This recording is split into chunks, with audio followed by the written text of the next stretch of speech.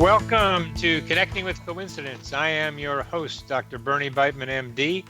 I'm a psychiatrist in private practice and faculty member at the University of Virginia.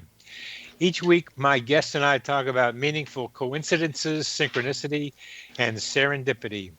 We discuss synchronicity from its many perspectives: spiritual, practical, and statistical. Why? To increase your connection to coincidences so that you can benefit from coincidence awareness in your daily life. I have written a book also called Connecting with Coincidence.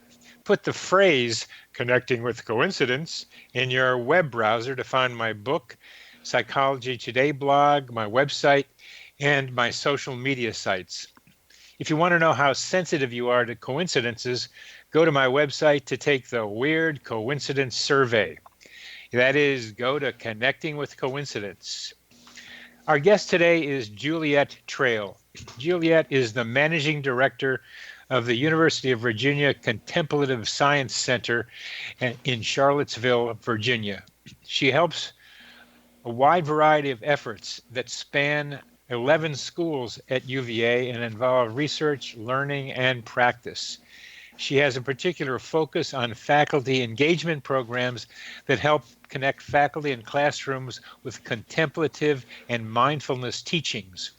And she teaches the class Mindfulness and Compassion, living fully, personally, and professionally each spring. And one of the questions I'll have for Juliet is that being aware of coincidences is part, I think, of mindful living. Juliet is actively involved with music. Music is an active passion of her life, and she is lead singer of a Charlottesville band called Phoenix Noir, and boy, can she sing. She is also has a duo band with her husband, Jeremy Johnson, called Us, a great name for the two of them. Juliet was trained in rites of passage work involving vision quests following the Lakota Sioux tradition, and continues today to walk a path of integrating the arts, the sciences, and contemplative traditions. Welcome to the show, Juliet. Thank you very much. That makes me sound so official.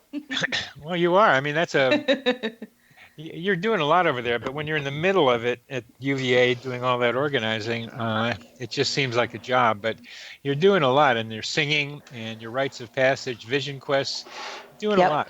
You're doing a lot. Thank you. Now, you're welcome. And looking at your bio as I just described you, the mindfulness and compassion, living fully, personally, and professionally, part of what coincidences involve is being self-aware and aware of self in one's environment. And mindfulness is a way of becoming aware of one's thinking, one's feelings, one's inner states, and can be a way of connecting those inner states with what goes on around the person. So mindfulness, as other people have described, can be one of the ways to exercise the mental muscle of coincidence awareness. What do you think of that? Yeah, I think it would definitely be connected. Sometimes scientists that are trying to study mindfulness now identify two different states of the brain in terms of its activity levels and how things are connecting and the speed at which things are connecting. And they call it mind wandering, which is our normal sort of unfocused, scattered thought that bounces from thing to thing. And they contrast it with a mindful state, which they call focused attention. And there's some really interesting studies looking at very, very distinct patterns that can be mapped with any of the ways that we scan and analyze the brain to identify without someone needing to tell us. Someone can look at your brain scan and say, oh, you're in mind wandering right now. And you're going to say, oh, what? I know I was trying to focus, but nope, your mind has wandered. We can see the difference. So there's something very specific going on in mindfulness, which we often begin by training with silent meditations that turn the senses inward. And it's learning to train the mind to calm down and to switch gears from mind wandering state to focused attention. And I think where we have more focused attention brought to our conscious life, even as we're in our life, interacting, moving around and having things occur, we can begin to attend better and approach that focused awareness regardless of whether or not we're doing something that we would think of as a contemplative practice. So just in day-to-day life, you become, I think, better at not being so distracted in the mind wandering state that you miss things that are interesting or significant and that may hold synchronicity or coincidence. Yeah, and that's good. And the way in which the focused attention can operate is kind of like mind wandering into the environment and then focusing Yes. and then connecting what the mind finds in the environment with something going on internally. Yes. Yeah. And that becomes a way of that is the process of coincidence activity. I do it all the time, so and sometimes I do maybe too much. Like I was in Virginia Beach this past weekend, and I had trouble with the shower at Virginia in my hotel room. It wasn't turning hot enough. And at the same time, the same weekend, this past weekend, a plumber friend of mine was putting a new faucet into my shower, and Mm. and it's not a big deal about anything, but it's just the kind of coincidence finding that my mind has gotten to be doing. And I wonder how that relates to what you're describing about contemplative meditation practices. I think it would be really interesting to get someone who is quite expert, as you are, at noticing and be able to do, some of these neural scans and things to actually capture it. It may be that the state of recognition or awareness of coincidence looks almost like the state of a heightened focused awareness in meditation. They seem related to me, but I'm not aware of any data on that yet. Oh yeah, Yeah. this is probably the first time Yeah. maybe you even ran across this possibility. The mind wandering can be useful because uh, you can you can run into stuff when you're wandering, Yeah. and then you can focus. So the wandering and the focusing seem to me to be two elements that can be useful when you learn how to do it. Yeah, absolutely. And it's part of how the brain sifts through all of the experiences that are happening, past, present, and future. And if we only had focused attention, we wouldn't actually cast out into past or future to protect ourselves or prevent old patterns from occurring that are negative or to be prepared for what's to come. So it's adaptive. It's sort of like yin and yang. You need both. Yeah. But the mindfulness training is quite different than common cultural training or educational training in America right now. So it presents a nice complement to not always be kind of casting the brain out loosely across time and across thought and across emotion, to let whatever comes come in our thoughts, but instead to kind of cultivate the ability to focus and calm our thoughts and then to attend to something or a small group of things with more depth.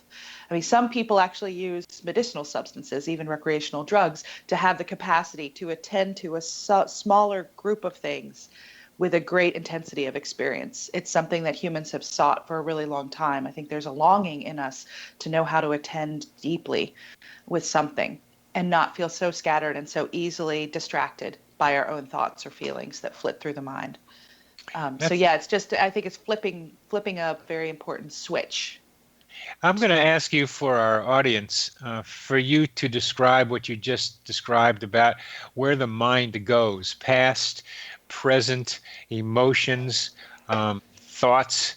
That's a nice description of the general categories that our minds Hmm. do, and then try to be, and very nicely described that we would like very much to be able to focus on aspects and not focus on other things that the scary thoughts, for example, that people often entertain and continue to nurture by paying attention to them, Hmm. to be able to move their attention to different emotions and different thought emotion connections.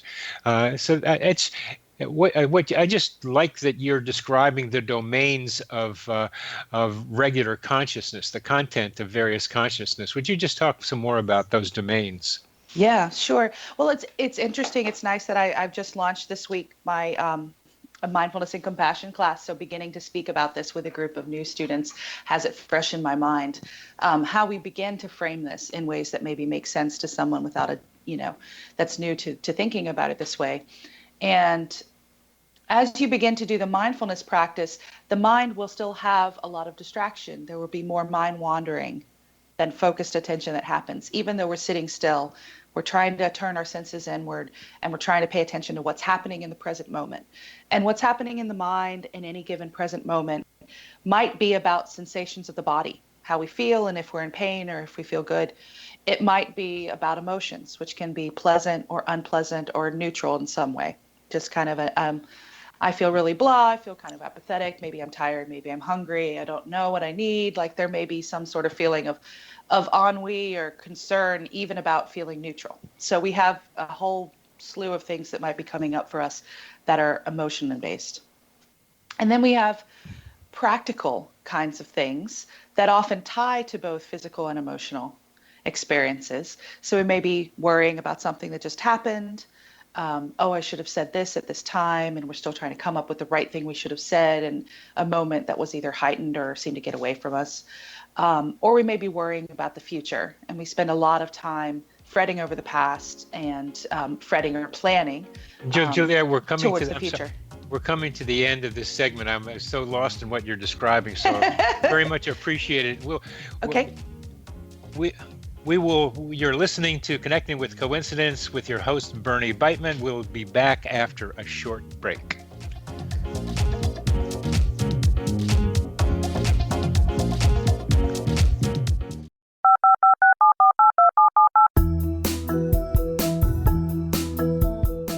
Did you know that when you're on the road with limited data or Wi-Fi, you can still listen to the X-Zone Radio Show with Rob McConnell, The Science of Magic with Gwilda Wiyaka, X-1, Dimension X, Space Patrol, and every minute of the X-Zone broadcast network by calling 213-401-0080, courtesy of Audio Now.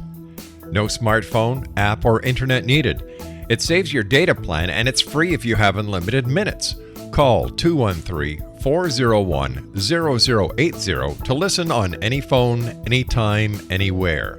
Remember 213-401-0080 for the best of the paranormal, parapsychology, and sci-fi radio programming anywhere, 24/7, 365. Gwilda Wiyaka's latest book, The Science of Magic, Book of Mysteries, Volume 1, is the first book in a series based on her writings that open every episode of the Science of Magic radio show. Drawing on the subject matter of each guest, and armed with over 40 years' experience in shamanism, 35 years in alternative health, and degrees in psychology and religious studies, Gwilda introduces relevant and leading-edge information that supports spiritual evolution and personal empowerment. Rich with wisdom and inspirational quotes packaged in digestible segments, this is a book that will pull you from cover to cover. It will also serve as a daily inspirational reading for years to come. The Science of Magic Book of Mysteries, Volume 1 is available at our website, tsompublications.com, amazon.com, and wherever fine books are sold. Back in Victorian England, a famous theologian posed a perplexing riddle. Why are the two top personalities in the Bible tagged with the numbers 7 and 11? Academics agree the answer is found in the stunning discovery of a hitherto secret Bible structure explained in a new book called The Genesis Grid. The discovery is so simple that preschool children could illustrate it. Certain claims are hugely controversial and may offend some, but at the X-Zone, we've studied this awesome new book and agree with one expert, and I quote, "These discoveries appear to be beyond coincidence." So who or what hid this wonderful pattern in the Bible, and what might they do next? Find out more, X-Zone Nation, and read reviews on www.genesisgrid.co.uk. That's www.genesisgrid.co.uk.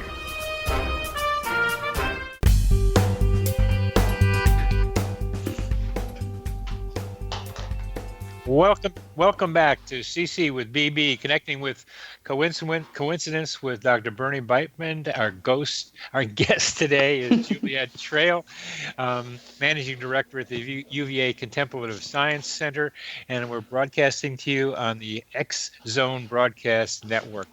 So, Juliet, we were talking about contents of the mind, which I think are very, very important in discussing coincidences. And I want to move our discussion now to how you got interested in coincidences. Well, the last thing I would say to tidy up our conversation about contents of the mind is what's interesting, and when we start paying attention to the mind, is that something that might start as neutral, thinking about we need to plan, will bump up against something that has a resonance or a memory and may be very emotional in nature and even physically painful. That we think of something that's difficult, frightening, or scary, and learning how to train ourselves to stay with that and not simply give up that thought and avoid that whole sector of thought or the mind or the self or interaction or possibility is part of what mindfulness training can do, helping us attend to difficult or unpleasant sensations without fleeing from them. And I think that relates to being someone who attends also to coincidences and synchronicities, because when you're more open to allowing thoughts to bump into associations that might bring up both physical and emotional content or sensations or triggers with them, you get to notice more of the positive, which we might say the coincidences are often quite positive in nature, and you're more comfortable with the ones that may have a more difficult association, that you can hang in there and be present with a negative or unpleasant experience or thought without just simply shutting down. And opening up the mind is kind of that skill set itself. Good. So how did you get to notice and get involved in thinking about coincidences? I started noticing them, even as a younger person, and thinking about us talking together today. I thought about, the times in which I've seemed to magically bump into somebody when I've been traveling around the country, around the world, and there they are. And I thought, how could this person possibly be here out of all the places to be on this entire planet and all the beings on this planet? I'm encountering someone I already know in this really unlikely environment or circumstance. So I know that that's a first, very conscious moment for me when I was about 11 or 12, being in Las Vegas, Nevada on a road trip with my family, visiting relatives that lived there. And we're driving down the road on the highway. And I look into the car next to me, and there's a kid about my age, and he looks into the car next to him. There's a kid about his age, and our eyes connect. And it's like, oh, there's Scott from my class. And we're riding down the highway. We wave at each other like, hi. And, it's just someone from school. It's from my class. It's someone I know. And we're sort of like traveling together side by side in family station wagons down the highway outside of Las Vegas, Nevada for a few minutes. We weren't in town. We were outside of town somewhere. And it was just sort of traveling along with him for a moment. And then we waved to each other, and then our families took different turns, and our vacations split off again. So I think that. Where did you go? Where was the town you were coming from? Where did you live at that time? Oh, I lived in Greensboro, North Carolina, all the way across the country. Yeah, that's what makes it less probable. Yes. To run into that guy right there on the highway from almost 2,500 miles away. Exactly. There you are looking at each other. And some of the other stories I think we're going to go to with you have to do with this human GPS capacity that you seem to have, because I get really intrigued by the various ways in which people get involved with coincidences, that there are certain people that are drawn to certain kinds of coincidences. Mine have been simulpathity, that is the experience of pain of a loved one at a distance, and human GPS.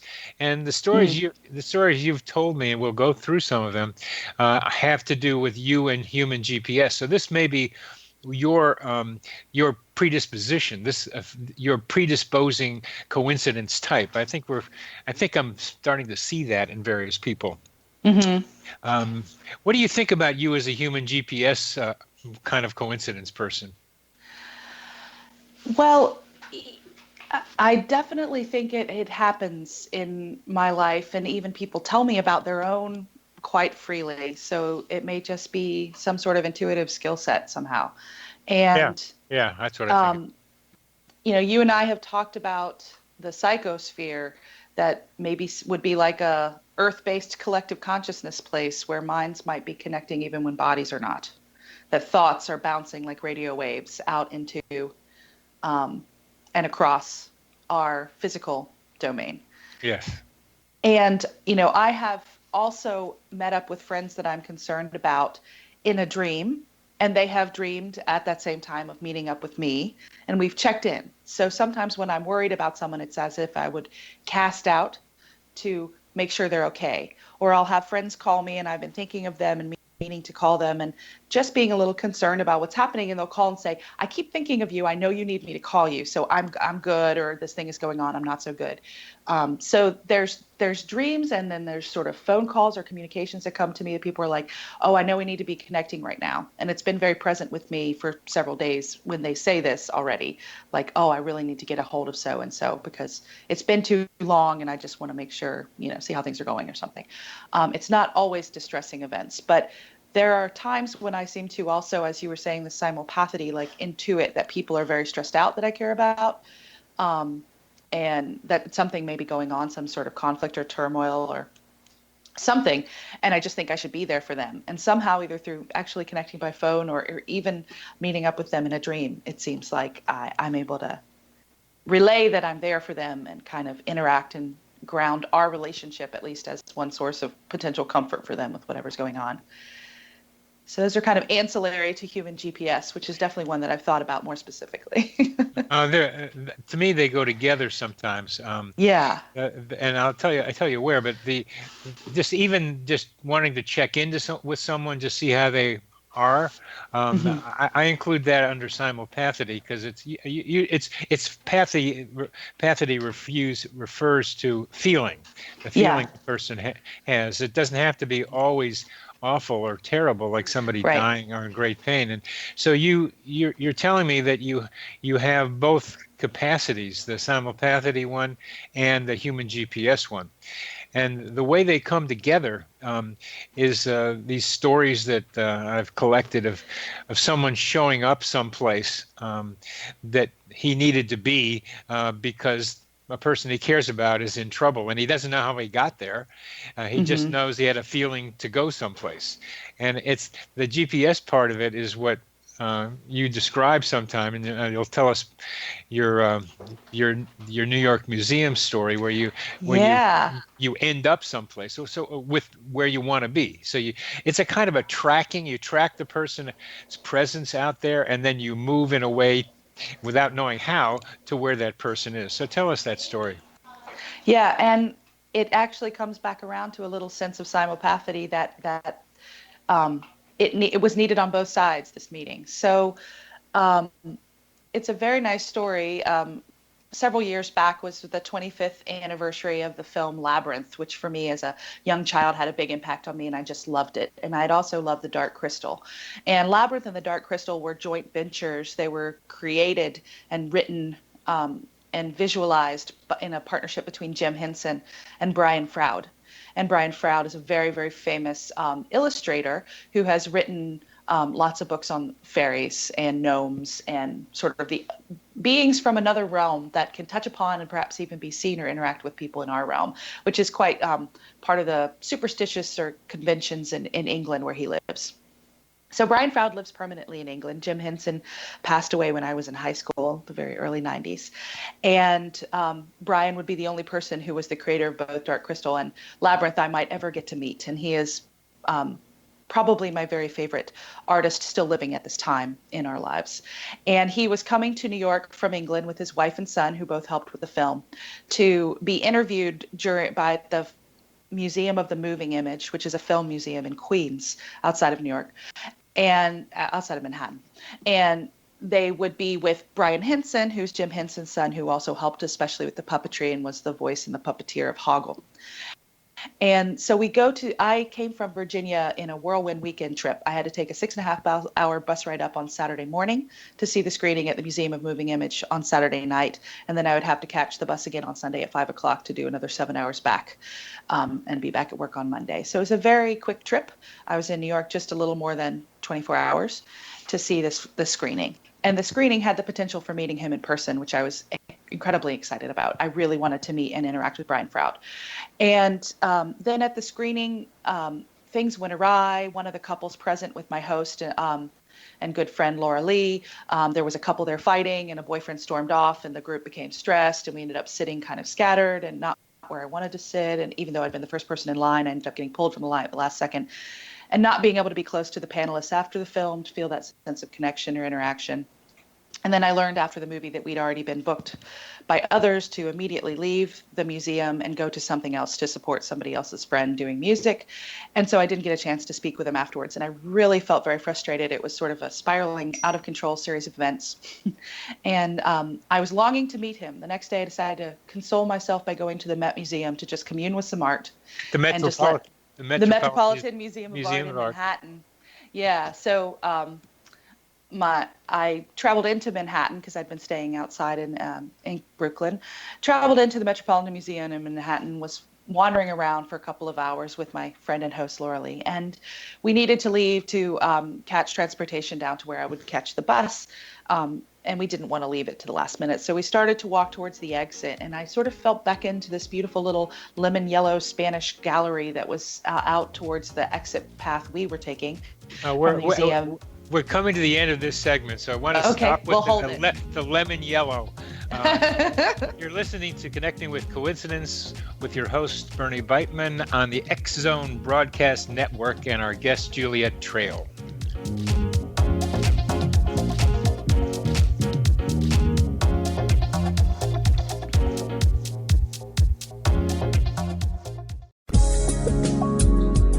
From our broadcast studios in Hamilton, Ontario, Canada, to the world and beyond, you're watching the X Zone Broadcast Network, www.xzbn.net.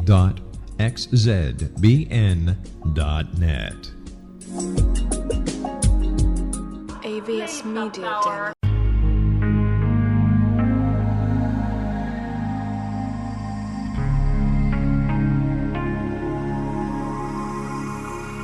The scientist and the mystic have been on an age-old, relentless search with one thing in common. They seek truth. Their paths converge in the 40,000-year-old practice of shamanism, an ancient science delving to the quantum level of life, facilitating healing, manifestation, and evolution. I'm Gwilda Wiyaka, the founder and director of Path Home Shamanic Arts School, a unique Colorado State certified occupational school, training shamanic practitioners and teachers. We also provide classes for empowering personal lives through shamanism. Our certification classes are in week-long segments enabling international participation, and online classes and long-distance shamanic healing sessions are available. Come discover the science of magic in the limitless world of shamanism. www.findyourpathhome.com.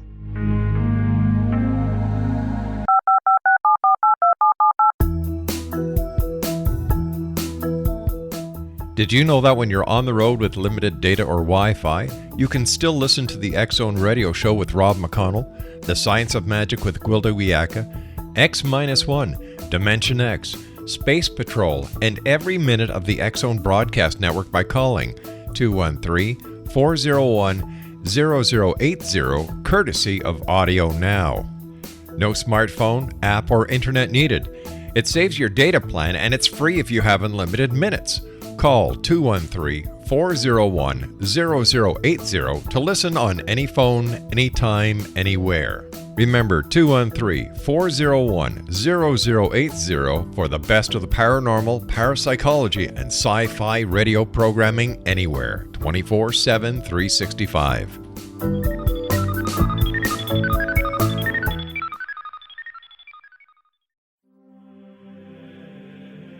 Rob McConnell here, presenting an overview for Nicholas Paul Jennings, author of a fascinating book, Amen. It presents facts revealed by Egyptologists, facts that enable us to understand why Amen is the beginning of creation of God. It provides recommendations for religious leaders of the major religions to unify their beliefs and teach the Word of God. Love one another. Amen informs people how mankind conceived God. It was the Egyptians that developed the concepts of a soul, a hereafter, and Son of God. And finally, after the worship of many gods, they conceived the belief in one universal God, the maker of all there is. For more information, visit www.futureofgodamen.com. That's www.futureofgodamen.com.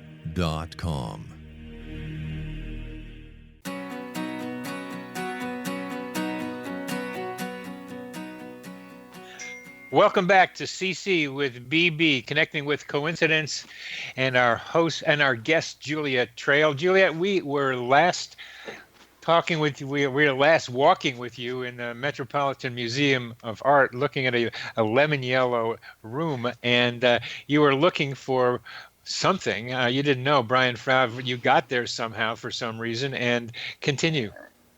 Yes. So yeah, this little gallery beckoned to me. It was like it winked at me, flirting, like, come this way. And so I said, hey, Lorelei, we still have. Could you describe that feeling, beckoning to you, winking to you? That's so cool. Yeah, I walked by, I passed the door. There was something about the door that was like, you're supposed to come this way. And I said, huh. And I stopped. I said, hey, Lorelei, we have time. We're not in a rush yet. Let's go to one more gallery. I want to look in here. And it was just a weird feeling. It was like, something tapping you on the shoulder and being like, come this way. Because I had actually walked past it and not entered it. I stopped, caught my friend and said, we still have time. Let's go this way. And she said, okay, sure. Yeah. So it was just, I don't know. It was a kind of intuitive feeling of just being attracted to something. That's the feeling I want our listeners to pay attention to.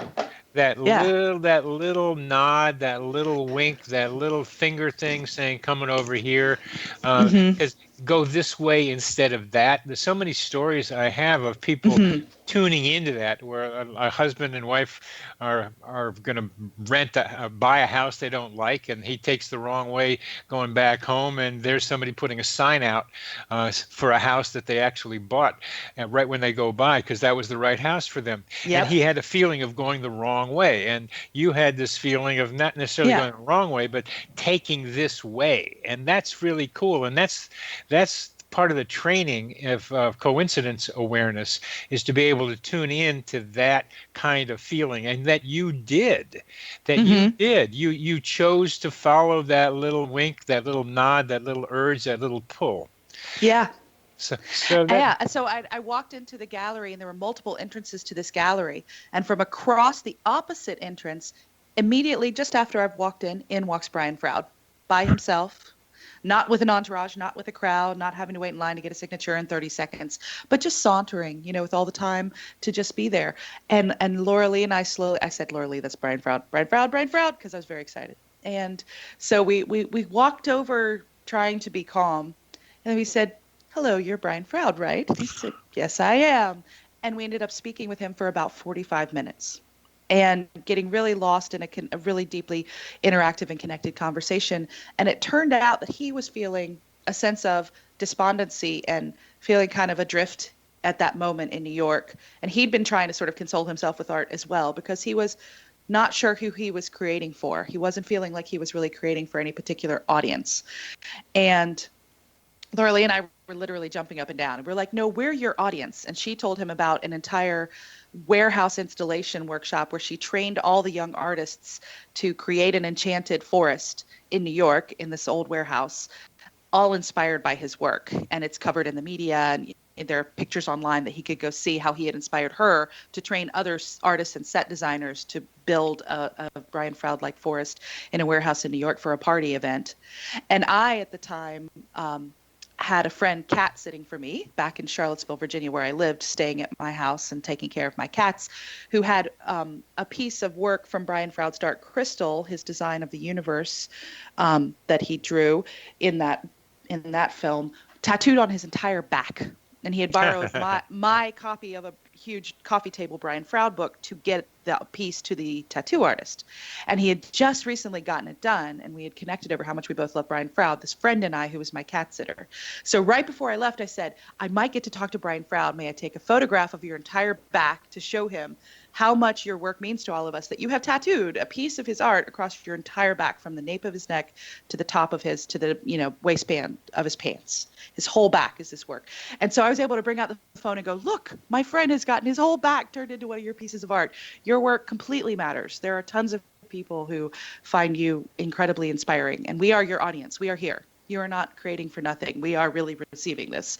And it was incredibly valuable and reassuring to him. I mean, I think we all teared up, and there were multiple moments in that conversation that felt very magical, but it was so special to be able to give him something and not feel that I had only taken something from him because I wanted to meet a hero of mine, but actually that he had needed me as much as I needed him in that moment. He needed to know how much his work meant to some of us.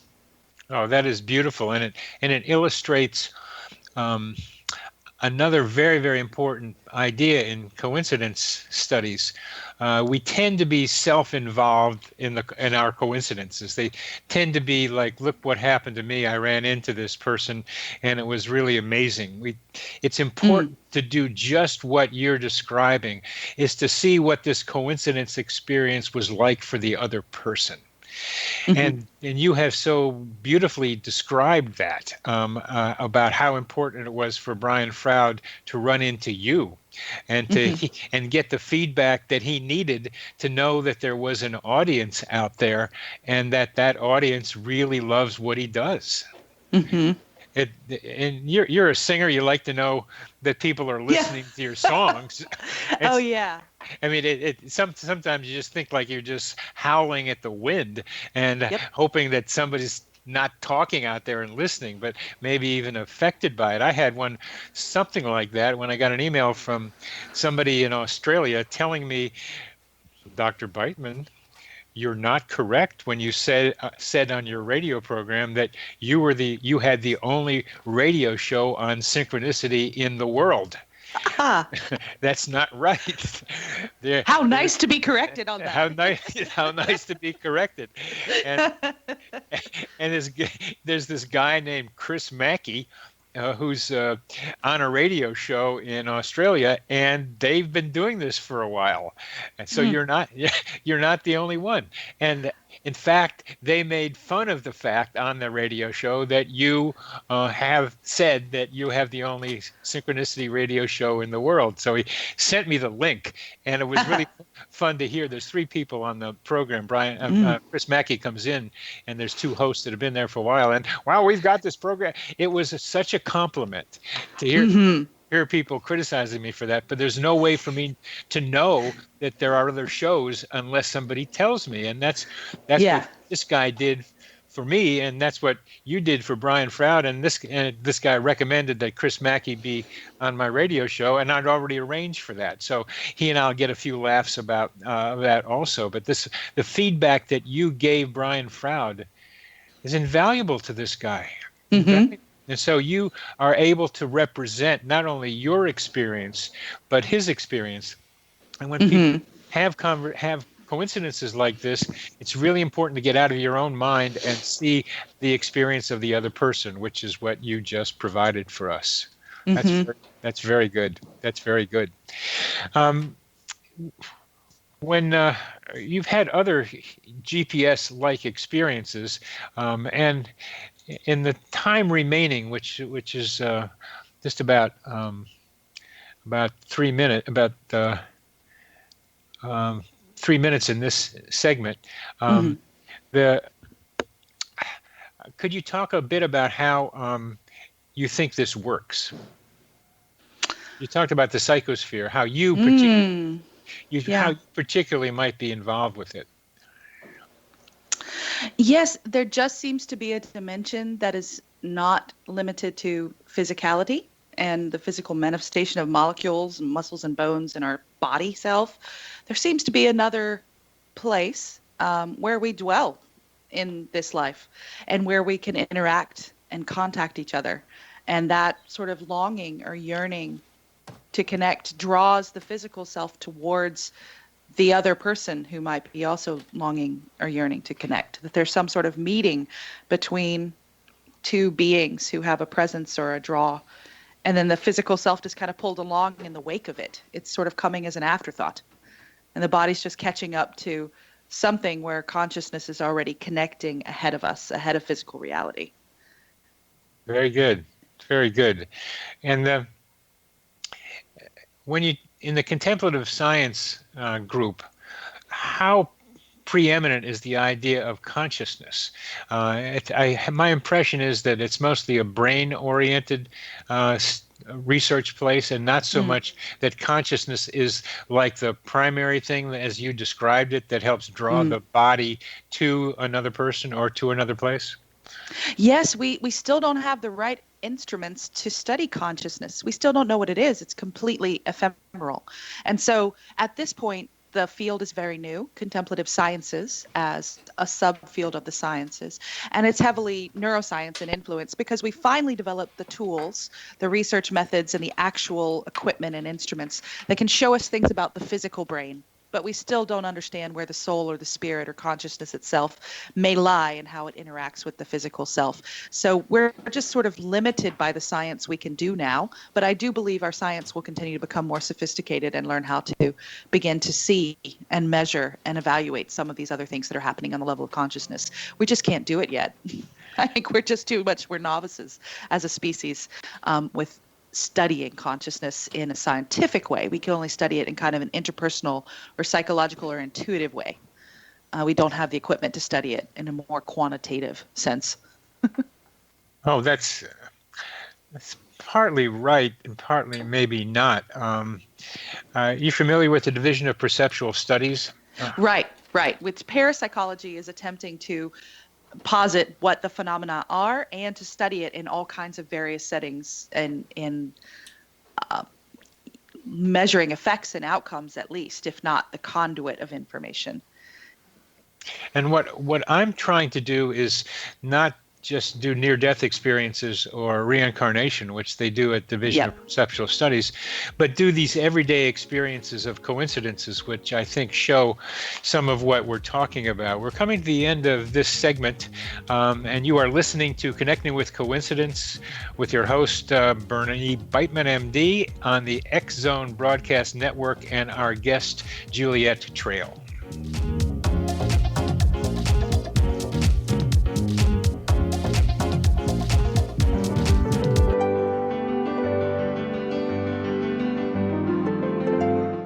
Named one of the world's greatest psychics, Elizabeth Joyce is now giving readings worldwide via Skype.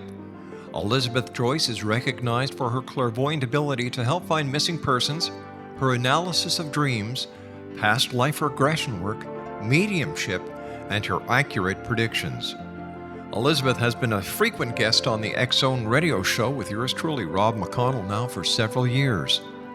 For an appointment with Elizabeth Joyce, call 201-934-8986 or Skype at elizabeth.joyce.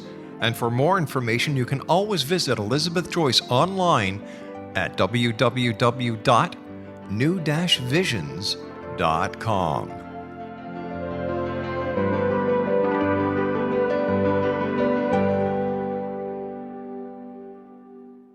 The new nonfiction book, Razor of Madness, is similar to cult movies like Clockwork Orange, Dragon's Tattoo, or The Other Side of Hell. Wayne Morin Jr. and Thomas Lee Howe will expose widespread and systematic deficiencies in this thought-provoking tell-all novel. Mind control rages among scholars in law schools. Human rights are ignored while thought reform and mental manipulation are accepted practices used as behavior modification. Dr. Louis Jolyon West comes to mind. Media and public scrutiny shows that United States mental hospitals are in fact destructive murder industries. Razor of Madness expose novel details this epidemic through an in-depth professional and personal investigation. For decades, there has been a revolving door policy that still releases killers and pedophiles back into society. The maestro of mind control continues to haunt America to this very day. Razor of Madness is available in paperback or as a downloadable ebook at Amazon.com. I'm William S. Peckham. If you enjoy a good mystery with a touch of the paranormal, then you'll love my novel, From Out of the Woodwork. It's the story of a young Toronto contractor, Sean Kennedy, who buys derelict homes, guts them, and turns them into multifamily dwellings. Slums just waiting to happen. When Sean buys 29 Livery Lane, the house fights back. Former owners unexpectedly come out of the woodwork as he starts the destruction. The apparitions come to him when he touches old books, reads hidden letters, rummages through old boxes, finds a locket, or reads a discovered manuscript of a murder mystery. From Out of the Woodwork will take you from 1899 to the horror of the World Trade Center, September 11, 2001. Check out From Out of the Woodwork on my website, www.williamspeckham.com.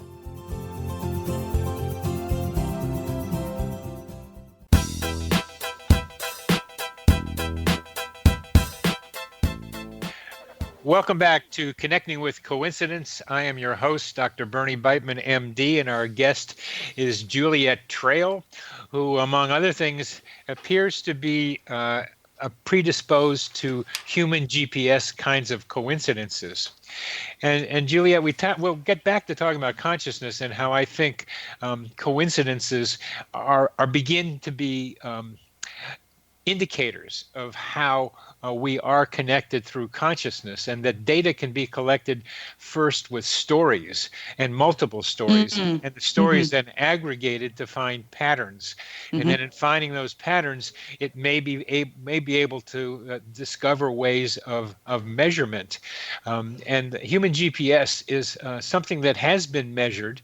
It got a different name. It's called psi-mediated instrumental responses, PMIR. It's a long name, but it means that psi influences responses that help you somehow, instrumental responses.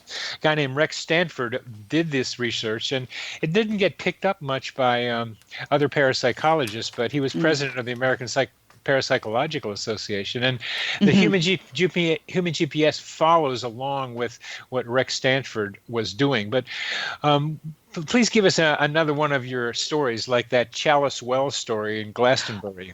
Oh, wow. Yeah, that's a pretty good story. Yes, it is. So the background of why the Chalice Well is important is also significant. So when I was finishing college in 1996, I realized I wanted to find the symbol for a tattoo that I would get with my very closest friends that I saw as members of my tribe or my chosen family in this life. And I started searching for it, and I didn't find it for 16 years. And when I finally found it, it turned out to be, I knew it was the symbol for me before I knew where the symbol was from. So then I found the symbol, and I thought I should do some research. I do research. It's the symbol on the Chalice Well of this ancient spring in Glastonbury, England. Years before, I had been to Glastonbury, England, and tried to find the well with my significant other at the time, Steve, and we never found it. It's not in the city proper. It's outside of it, and it's not clearly labeled, and it's not a major place of obvious pilgrimage. It's kind of a subtle pilgrimage. A lot of people do know about the sort of legendary nature and healing properties of the waters of the Chalice Well that have been held by legend for thousands of years to have healing properties and be quite magical. But I had not found the Chalice Well, so I had not seen this symbol in person, even though I had been in the city and looked for it years before, in about 2001 on a trip. And then I found this symbol in maybe, 2008 or 9 in a fairy store. And when I walked into the fairy shop. A fairy store? Fairy store. It was a store for fairy imagery and fairy trinkets in Lynchburg, Virginia. Like the fairies, like butterflies with human bodies. And I walked in because I went to a fairy store in Lynchburg, Virginia, which is a very small, very Christian, very conservative community. I would never expect anybody to create a fairy store and have it not be like glass shattered with things thrown through the window for daring to do something that wasn't Christian.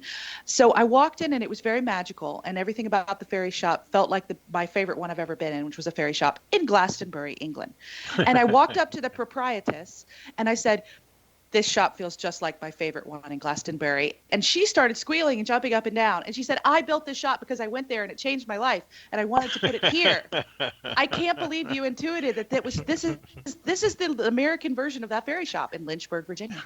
And I look down the jewelry case. I see the symbol on a ring. I'm wearing the ring right now, as I speak to you. And I say, "Oh, that's my symbol. That's the one I've been looking for, I don't know, 16 years or so, since the first time I had this thought. I am looking for this symbol. It will be a tattoo I share with members of my tribe.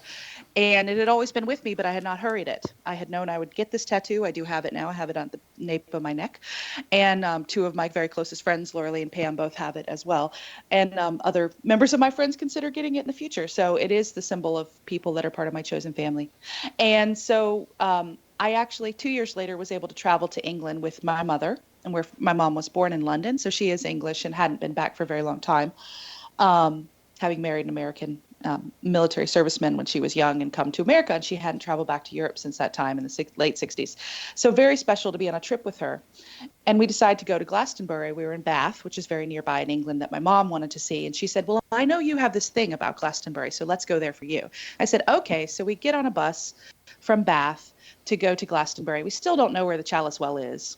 And I don't buy like a smartphone in Europe or anything. So I still don't have like map apps at my ready. A woman comes up to us on the bus and she says, my name is Penny, and I think I'm supposed to travel with you today. Are you going to the Chalice Well? And we said, well, we'd like to, but last time I was in England, I admit I couldn't find it. So I don't know where it is. She says, oh, I know it very well. I'll tell you all about it, and I will take you there. Wait a minute, wait. Why did she come up to you? She just, the people were getting on the bus to leave from Bath and travel on a bus to Glastonbury, and they're finding seats, and the bus is somewhat crowded. My mom and I had entered early in the line and sat towards the back. And she comes to us at the back of the bus and she says, I think I'm supposed to travel with you today. So she was picking up something about you. Yeah. Already. She found us. She found us. She found you, and that's a human GPS kind of thing, and it's also what I think is picking up information around your in your aura and your electromagnetic field around you. I do that sometimes. When I was looking at went to the McGuffey Center for Laura Lee's art thing. A couple of weeks ago, she introduced me to somebody who was an elementary school teacher, and that was what I knew. And I said, "What's first grade teaching like?" And she said, "How did you know I was a first grade teacher?" So I had a predisposition teacher, but I picked the right grade without thinking about it. It was as if I had been told that she was a first grade teacher. And this woman came to you as if she had been told that she was going to do it. And that information comes somehow. It has to happen somehow. There has to be a way to do it. And I think it is picking up information from auras, electromagnetic fields around you, because you were really vibrating, finding the Chalice Well. Yeah. And when I got to the Chalice Well, beside the well, there is a group of women praying, and they invite me to join them. And they're doing a ceremony to pray to heal the world, that the world is very fractured, and the earth itself is struggling with all the damage being done to it by humans. And they asked me to join this circle of women, and the guide took my hand, and I stood. My mom wasn't really comfortable with this. It's a little too woo-woo for her. So she's like, you're good. This is your thing. I'm going to go off this other part of the garden and just sit. And I took part in the ceremony praying for the healing of the planet and the earth and the beings on the planet with this woman. And at the end, her group dispersed to go visit the gardens around the well, and she stayed. And she said, I'd like to know more about you. So we introduced ourselves. And her name is Juliet, and my name is Juliet. And she is a guide who takes women on pilgrimage and journeys, particularly to Glastonbury, to the well, and to the tower on a hill nearby that's also very famous, to do healing work. And I was trained in a Native American tradition, the Lakota Sioux tradition, to do rites of passage, healing work around processing one's major life transitions and acknowledging those through going out in nature. So we were both quest guides in our respective communities, and we're both named Juliet, and we end up holding hands for a prayer I believe very much in, which is the healing of this planet and the beings on this planet, standing next to each other. And then her group left to go to the tour. My mom and I went to the gift shop, and this woman rushes up to me and she says, are you Juliet? And I said, yes, I am. And I'm feeling very strange, but the whole day felt very strange. She already knows my name. And she said, you're the one who leads the people onto the land to do the work, right?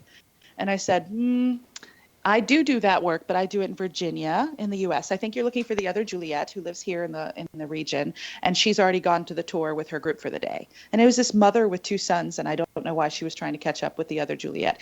But she first knew I was one of the Juliets, and she sought me out to ask if I was the guide who leads the people onto land. And I'll be leading a vision quest at Wild Rock, a natural area nature playscape in Crozet, Virginia this summer. So I am also a Juliet who leads the people onto the land to do healing work. But I knew I was not the Juliet she was looking for. So it was a series of unfolding GPS events to have met all of these people on that day. Wow.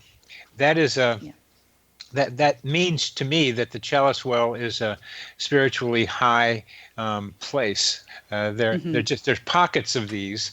Even here in Charlottesville, Virginia, the health food store, the alternative health food store of Integral Yoga, is a place where a lot of coincidences take place, partly because it's infused with Yogaville consciousness. And then this place, and you're tuning into it, elevated the possibility. And this is the kind of thing that I think can be studied, not necessarily with machines yet. Well, it's still too primitive. Right. But not with machines, but other ways. But just by reports. This is medicine has proceeded and still does to some extent by case reports, where somebody gets an idea and then you get a bunch of case reports, and then you collect them, and the collection yields some kind of pattern that then you can figure out a way of testing. And what you just described says Glastonbury, and there are other places that have the potential to get consciousness of the people involved into places that allows connections like this that wouldn't necessarily happen in the Bowery in New York City. Or even in the ferry shop in Lynchburg, Virginia, where I suddenly knew that I was in the presence of somebody also affected by Glastonbury. Exactly. And I was. The shop owner was affected by the same shop that I can remember everything about that shop when I stepped into it in 2001. It was an incredibly vibrant, magical sort of place. It just had this powerful energy to it. And it was quite beautiful. And we're coming to the end of our program, and what I just saw in your description was some kind of consciousness link between those two places, those two ferry shops, and that you could walk into it like fairy stories, but they're connected across time and across space, and you could walk into it. So thank you very, very much, Juliet, for being on the show. I'll see you when I see you. And yes, thank you, Bernie. It's great having you, Juliet. Bye-bye. Goodbye.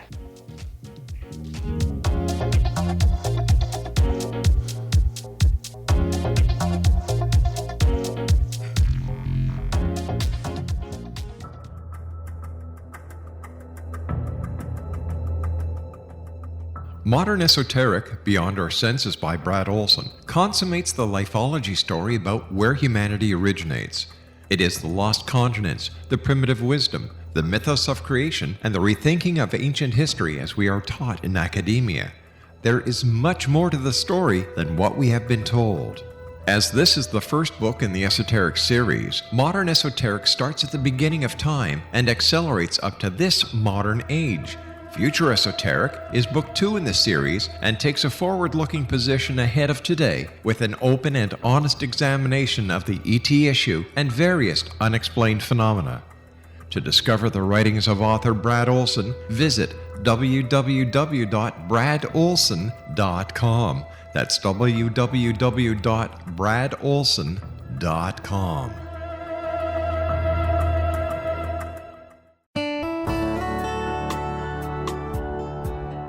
Are you or is someone you know struggling with addictions, depression, anxiety, relationships, low self-esteem, lack of confidence, grief, success, and prosperity? Do you know that your subconscious belief plays a big role in the outcome of your hard work?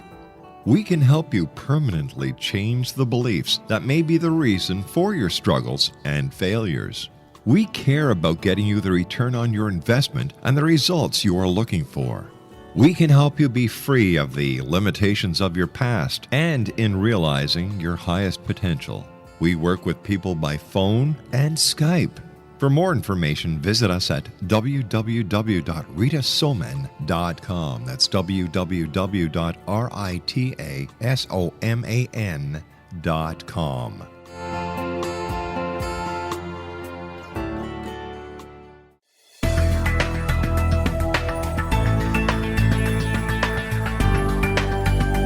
Do you think you have energy problems in your home? Do you feel better when you're away than when you're home? Joey Korn is a global leader in the world of dowsing who specializes in personal energy clearing and space clearing. He can help you create an ideal energy environment in your home no matter where you live in the world. Learn about his remote spiritual house cleaning services and much more at www.dowsers.com. You can get Joey's book, Dowsing, A Path to Enlightenment, as well as other dowsing books and tools, Kabbalah books, and Walter Russell books. Joey's work is really amazing. Go to dowsers.com right now. That's DOWSERS.com or call 1-877-DOWSING. That's 1-877-369-7464.